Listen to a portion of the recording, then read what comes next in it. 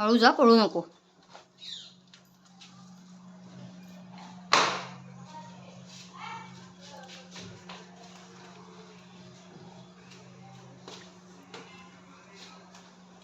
Bye.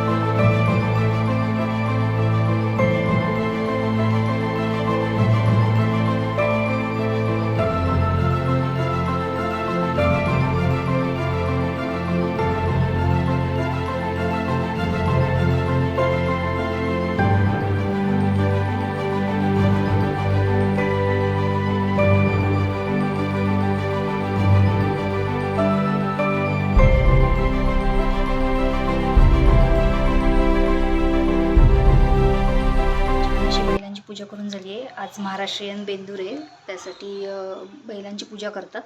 जे शेतकरी आहेत त्यांना माहीतच असेल आणि बऱ्याच ठिकाणी पूजा होते. हाय, हॅलो, नमस्कार सर्वांना. तर स्वागत आहे तुमचं माझ्या नवीन व्हिडिओमध्ये. मगाशी जसं काही बघितलं तुम्ही, श्री शाळेत गेला. त्यानंतर मी देवाची पूजा करून घेतली. लगेचच नाही केली, थोड्या वेळाने केली, कारण की म्हणतात की घरातनं कोणी बाहेर केलं तर लगेच कचरा काढू नये, देवपूजा करू नये, अशी पूर्वीची म्हण आहे. त्यामुळे मग लगेच काही पूजा वगैरे केली नाही, मी बाकीची कामं आवरून घेतली आणि आता थोड्या वेळाने मग पूजा केली. तर आज महाराष्ट्रीयन बेंदूर आहे, तर तुम्हाला सगळ्यांना बेंदूर सणाच्या खूप खूप शुभेच्छा.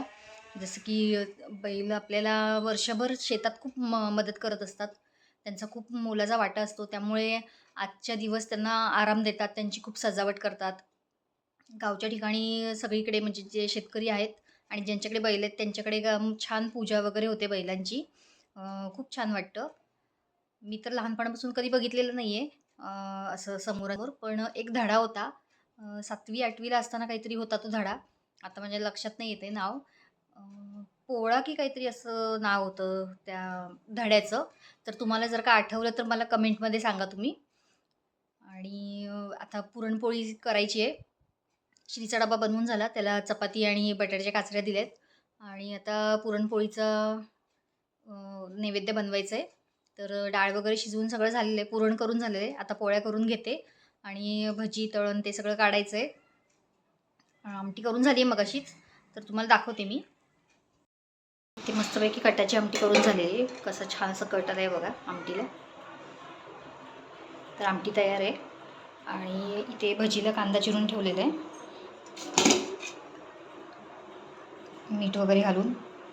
जिरं पूड, कोथिंबीर नंतर वरनं घालणार आहे भजी करताना. फक्त आता बेसन मिसळून भजी करायची. मीठ वगैरे सगळं घालून झालेलं आहे त्याला. आणि हे पुरण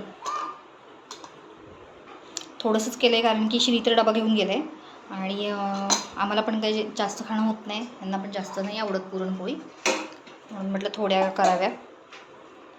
तर बघितलं तुम्ही की सगळं तयारी तर करून झाली आहे. आता पटकन पोळ्या करते, त्यानंतर भजी पापड तळून घेते.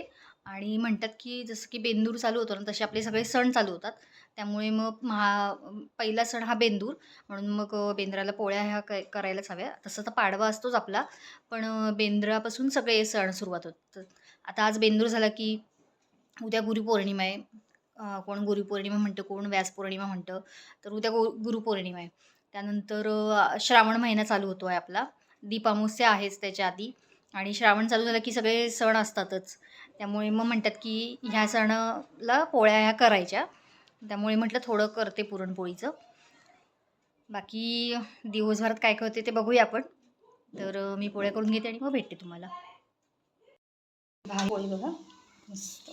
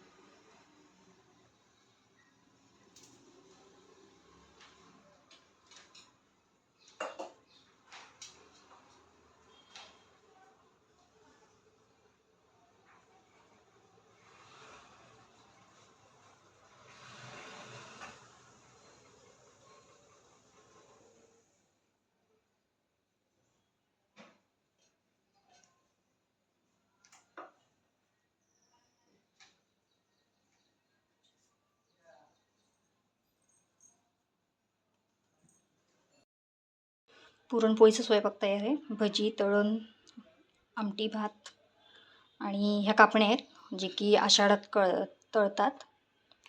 खूप छान अशा झाल्यात चवीला पण. ह्याचा काही व्हिडिओ शूट करता आला नाही मला. भजी ती नैवेद्यपुरती तळून घेतली. आता बाकीची तळायची आहे. ते आधी म्हटलं नैवेद्य दाखवते देवाला. तर नैवेद्य दाखवून झालेलं आहे. आता कपडे वाळत घालायचे आहेत. नैवेद्य दाखवला छानपैकी आणि नैवेद्यपुरतीच भजी केली. तुम्हाला दाखवलं आता. पीठ शिल्लक ठेवलं आहे. आता ते गरम गरम तळणार आहे जेवायच्या आधी. आता कपडे वाळत घालून घेते. कपडे झालेली आहेत. मशीन लावली होती. आणि घाम किती आला आहे तो बघा. इतकं गरम होतं आहे ना. पाऊस थांबलं की भयंकर गरम होतं. पाऊस असल्यावर तर घाम येतोच, पण नसला की तर अजूनच घाम येतो. खूप गरम होतं आमच्याकडे. जे कोकणातले असतील ना त्यांना नक्की माहीत असेल की कसा गरमा होतो ते. तर आता कपडे वाळत घालते. त्यानंतर जेवून घेते आणि श्री संध्याकाळी खाणार आहे पुरणपोळी आल्यावर. तर डब्यातनं त्याला कसं देणं शक्य होत नाही. द्यायला काही हरकत नाही आहे. त्याच्या मधल्या सुट्टीच्या आधी माझं सगळं स्वयंपाक होतो. पण पोळीबरोबर आमटी कशी देणार ना त्याला. त्यामुळे मग तो घरी आल्यावरच म्हणाला संध्याकाळी पुरणपोळी आमटी खाईल म्हणून. त्यामुळे संध्याकाळी त्याच्यासाठी देणार आहे बनवून. तर आता मी कपडे वाळत घालते आणि बाकीची काय राहिलेली कामं आहेत ती आवरते. आणि आमचं वस्त्राचं पण काम चालू झालं आहे. जसं की गणपती येत आहेत आता, त्यामुळे कापसाची वस्त्र आम्ही बनवतो. तर ते वस्त्राचं काम पण चालू झालेलं आहे आणि त्यांची पण ऑर्डर कंप्लीट करायची आहे. त्यामुळे घरातल्या बऱ्याचशा कामांना हात लागत नाही आहे. करूया आता हळूहळू.